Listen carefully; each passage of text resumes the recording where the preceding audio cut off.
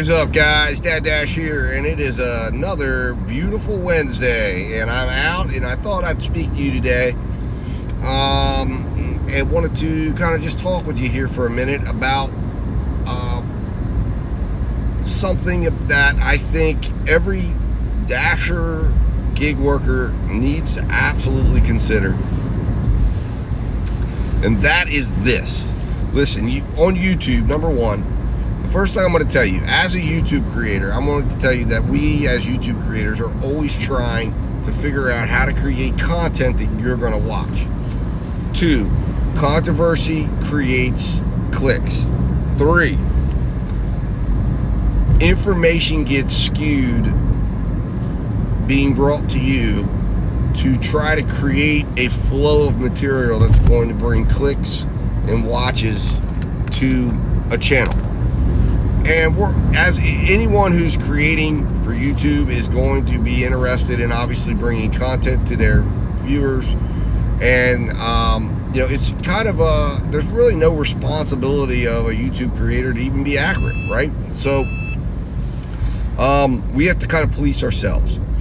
And what I wanted to talk about was listen, one of the goals of my channel is to bring experience, information to the community, right? And unfortunately, YouTube seems to be the best medium to do that.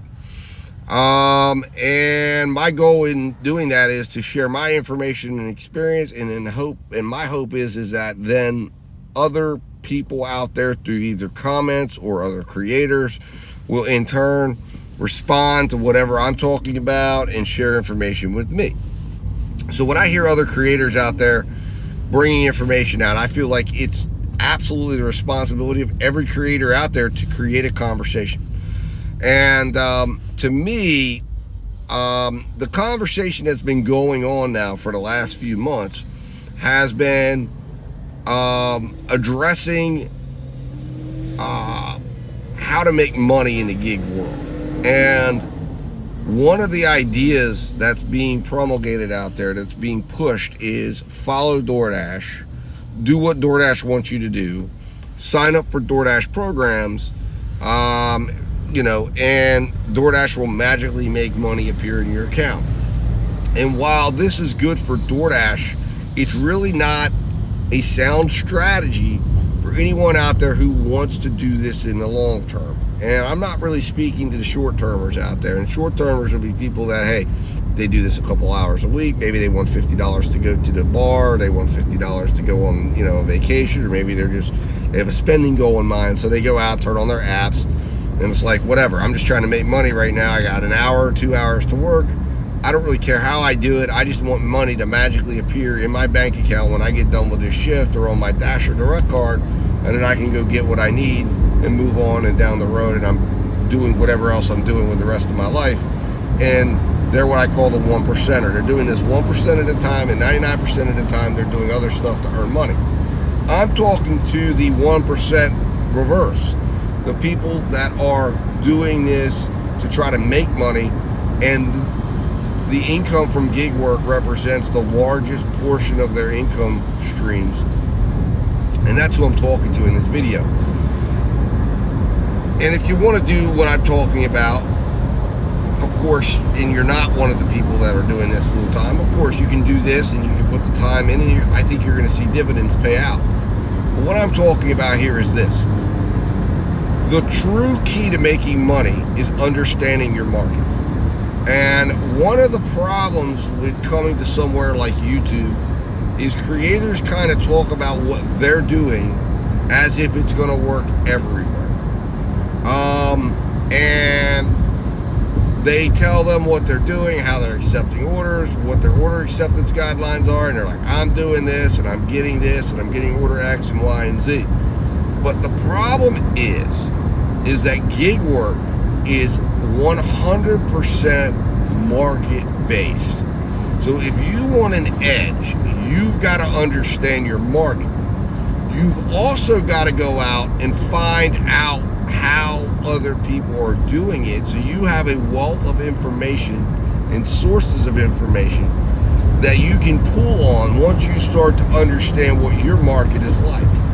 If you're a small town, low populated market with low income, where all you have is fast food, and you try to apply a cherry picking $3 a mile, $10 minimum strategy, and you're trying to do food delivery, it's not going to work. You're not going to like the results. And you're going to be sitting here searching, looking at people and saying, I don't know how they do it. I don't know how they do it. How do they do it? How are you doing this? How are you making $200 a day? I can't make but $40 a day. And the answer to that is because you're working someone else's market strategy for their market in your market that doesn't match. The other thing is this, is by knowing your market, you're going to find out what your market demands out of you as a gig business operator to make money. Your market may be a larger market, a rural market, low populated, but big miles and big square footage, and there might be 22 restaurants, and you may have to drive long haul. So your objective to make money in your market is you have to drive down your gas cost, because it may just be, it doesn't matter what somebody in an inner city market who can sit around with an area that's 10 square miles and say, hey, I'm making $2.50 a mile, and I'm making $20 an order, and life is great, and I can turn on my app at any time of the day. That's not your reality. So you have to go and say, well, how do I do this? What do I do? Well, if you're driving around a gas guzzler, and you're wanting to do this full time, again, that's why I'm talking to full timers, then you may need to get rid of the gas guzzler.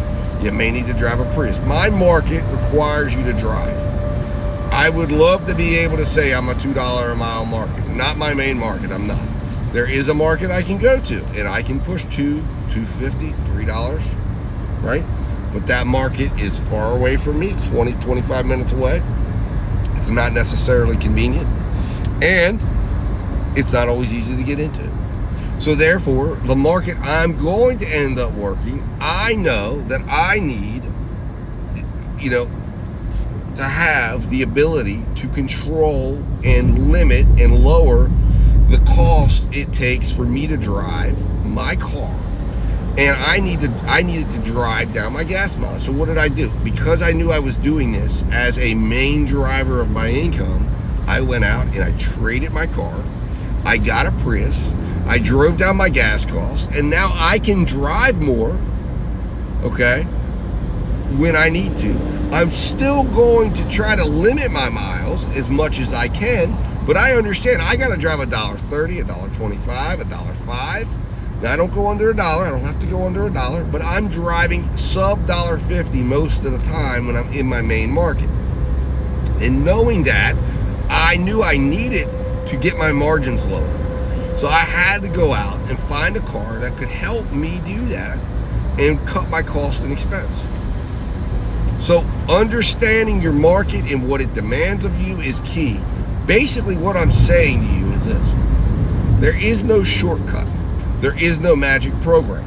There's one thing: knowing your market, researching your market, collecting data on your market, and understanding what your market demands to make money.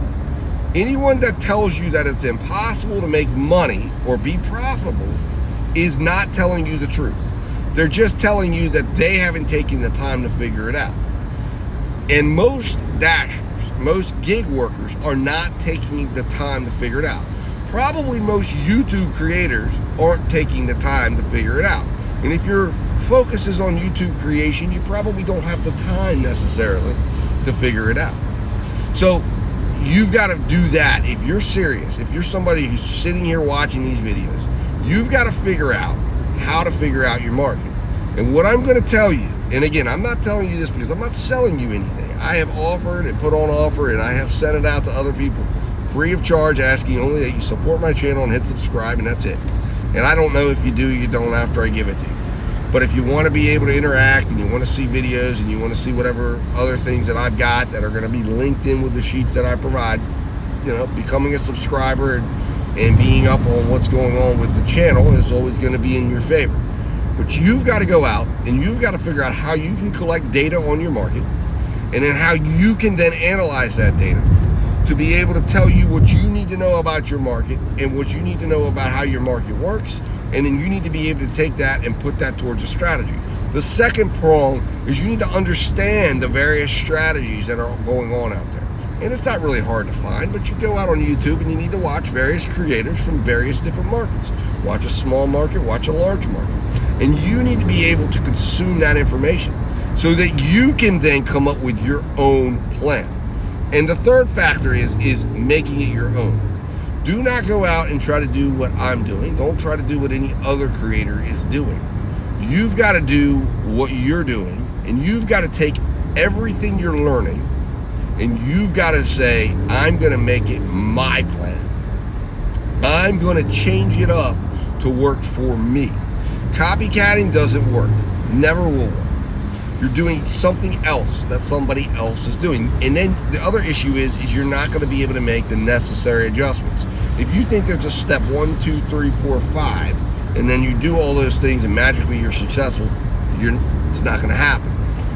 You've got to create your step 1, 2, 3, 4, 5. Maybe it's in the mold. Maybe it's very close to what you see me do or another creator do, or maybe it's another driver in your area. But you've got to create the steps in your own mold, and then when you need to make adjustments, when things change, when things happen, when you've got to make the necessary adjustments because something happens in your market, then you can do that. And then you pull on your knowledge base from watching YouTube, from researching through the various internet outlets, from reading on the websites of the various different apps that you're working, and you pull into all of that source, and then you can make the various necessary adjustments so that you can continue to make money in the gig economy. You can make money, all right? You can make money. However, how you make money is not going to be the way I make money. You got to figure it out. You've got to go and put in the time and the investment. And that's why I say you are a gig business operator. You are a business person. Whether you like it or not, you're not a business owner, but you're a business person. You're very close to a business owner. You're like a hybrid business owner. You really don't own anything, but you got to act like you do. You own your time. That's what you own. So, I guess you do own something, but you own your time. And since your time is what you're trading for money, and since in my opinion, people that are involved in the gig world are people that value their time, you've got to make sure that when you're giving your time to these apps, that you're getting as much value out as you can. If you do that, if you educate yourself on your market, if you educate yourself on the various different strategies, so you have a strategy that you've come up with that deals with every single potential thing that's going on that you know of right now. And then if you continue to educate yourself, continue to watch other creators, continue to be aware of various different programs that are coming down, continue to see what other people are doing in reaction to these things in their different markets, be able to identify what your type of market is so you know who you need to watch and see, and if something comes to a market similar to yours and you're watching what they're doing, you can take their experience and you can educate yourself and you can make yourself better. That's what's going to get you here.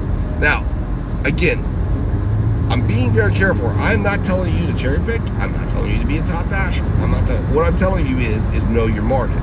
Because there could be, your market could demand you be a top dasher because you need the ability to dash anytime. Your market could say, hey, DoorDash is so good in my market, I don't need another app. And that's great. DoorDash could be a low volume, low populated market with only fast food that requires you to pull in other various different apps in order for you to make money. But you got to know what you've got. You've got to know the market you have. When you do that, if you do that, if you follow what I'm telling you today, and you invest the time, and you learn, and you educate, and you create yourself a wisdom base, you will absolutely 100% be able to make money. Now, Whether you're making enough money, that's a story you have to answer personally. Whether it covers everything you need, that's a story you have to answer personally. But because you're a gig business operator, what you're telling yourself and everyone else when you decide that that's what you want to do is that you believe you can string together enough opportunities to cover what you need. And where you get that from, that's the fun of being in the gig world. You just don't know. When you wake up in the morning, you don't know who you're working for or what you're doing. You don't know where the money's coming. You have to have a healthy dose of optimism and belief in yourself that at the end of the day, at the end of the week, at the end of the month, and the end of the year, things will be covered. And that you have the ability and the knowledge and the willingness to learn to know that you can get those things covered. And if you have that, if you are that person, if you're positive, if you have the optimism and the drive to move forward, you will do it. You can do it, and you will do it. So guys, go out there today, start learning your market if you haven't. If you're not happy with your results, start learning your market. Start changing your mindset. Start being positive. Start pushing forward. Get into the solution, not the problem. Let a problem be nothing more than an opportunity, because a problem is nothing more than an opportunity. It's an opportunity for somebody to come up with a solution.